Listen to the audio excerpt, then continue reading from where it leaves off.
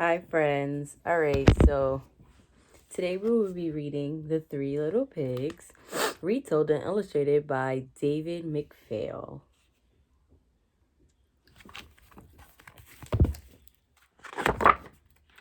Once there were three little pigs who lived at home with their mother. When the little pigs were all grown up, they decided to strike out on their own. One morning at sunrise, they said goodbye to their mother and walked away, arm in arm.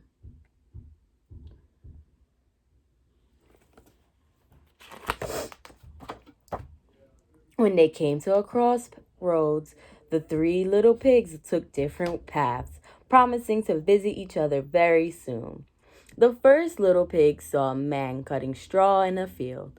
The little pig offered to help if the little pig offered to help if the man would give him straw to build his house, and the man agreed.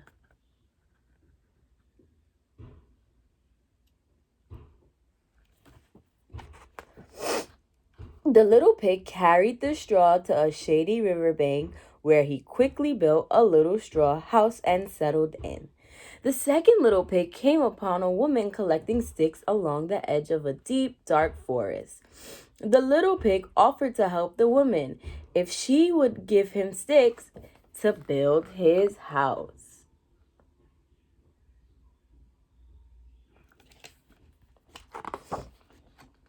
The woman agreed, and by she gave the little pig some bundles of sticks.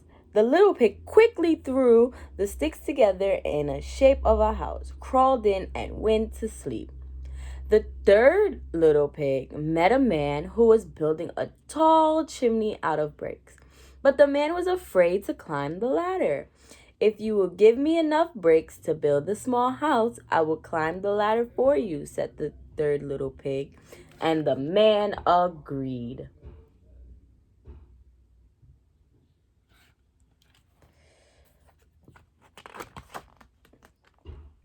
The man gave the third little pig stacks and stacks of bricks that the little pig took to the top of the highest hill. This is a good place for my house, thought the third little pig, and she began to build. The next morning, the first little pig was awakened by a noise outside his house.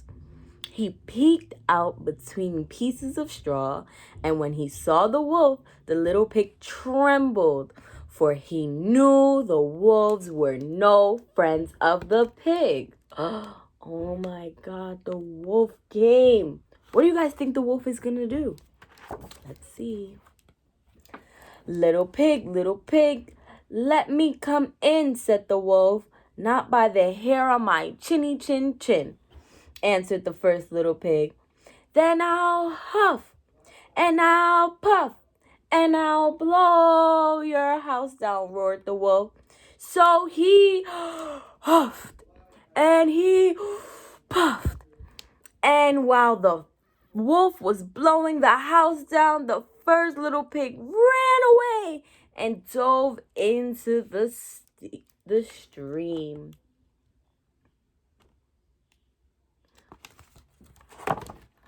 When it was safe, the first little pig cautiously made his way to his brother's house of sticks and told his brother how the wolf blew his house down. At that instant, they heard a noise. "It's the wolf!" whispered the first little pig.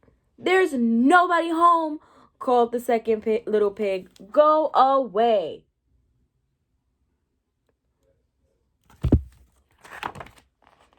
But the wolf didn't budge. Little pig, let me come in," he snarled. "Not by the hair on my chinny chin chin," replied the second little pig. "Then I'll huff, and now puff, and now blow your house in," roared the wolf.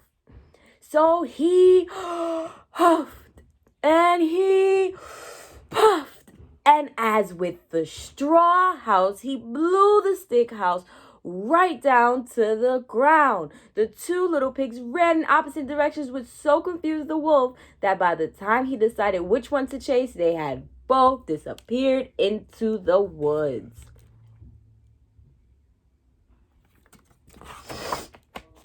Later that day, the first little pig and the second little pig arrived at the house of the third little pig. The third little pig welcomed her brothers into her sturdy brick house. While they told her the story of the wolf, she lit a fire in the fireplace and set a big kettle of water to boil. I wonder what they're going to use that water for.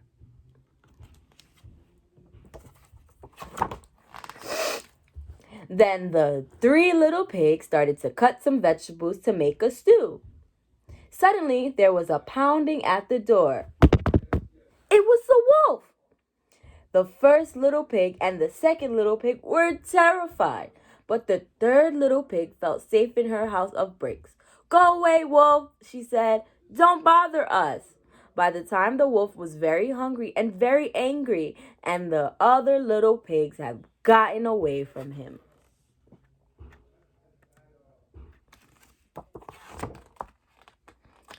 Little pig, let me come in," he roared at the top of his voice. "Not by the hair on my chinny chin chin," answered the third little pig calmly. "Then I'll huff, and I'll puff, and I'll blow in your house," said the wolf. But no matter how he huffed, and no matter how hard he puffed, he couldn't blow the house down. The brick house was too strong. The exhausted wolf sat on the front step to rest. Whew.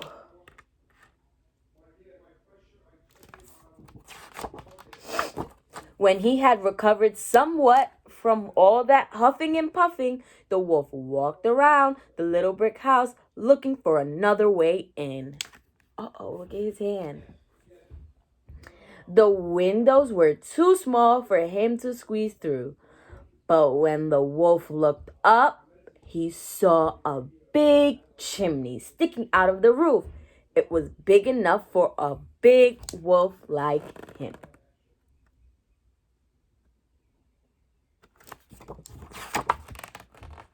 The three little pigs could hear footsteps above them. "Run!" cried the first little pig. "The wolf's coming down the chimney." "Hide!" squealed the second little pig. "If he catches us, he'll eat us all." But the third little pig was not afraid. "Finish cutting up those vegetables," she said, "while I put some more wood on the fire." The water in the kettle was boiling furiously when the clever wolf came sliding down the chimney. Splash! Right into the big pot of boiling hot water. Ow, that must have hurt. The three little pigs slammed the lid on, and that was the end of the wicked wolf. The end. Thank you, friends.